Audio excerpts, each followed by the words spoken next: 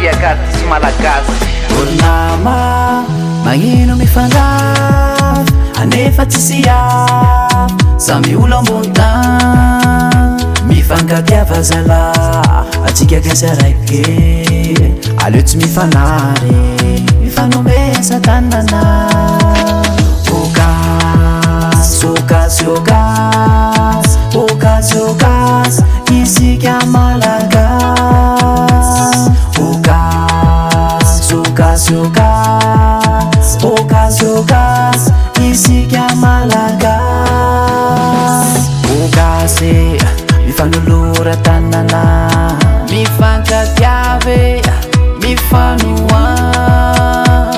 okase mifanolora tanana mifanoa mifankatia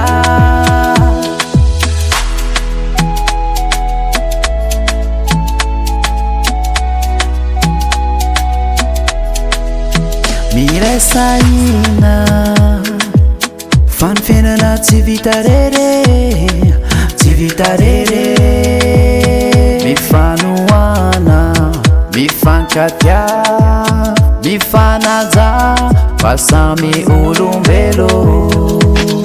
okas okas okas okas okas isika malagasy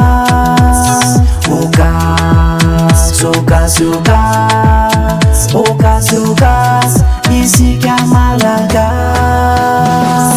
okase mifanolora tanana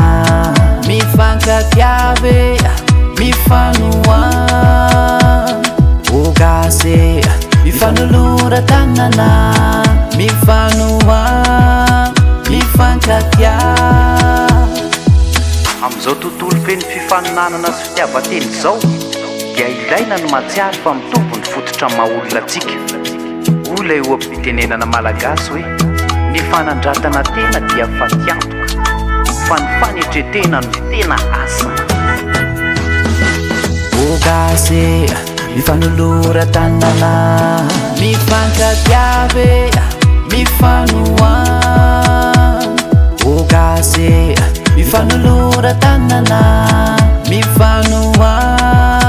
mifankatia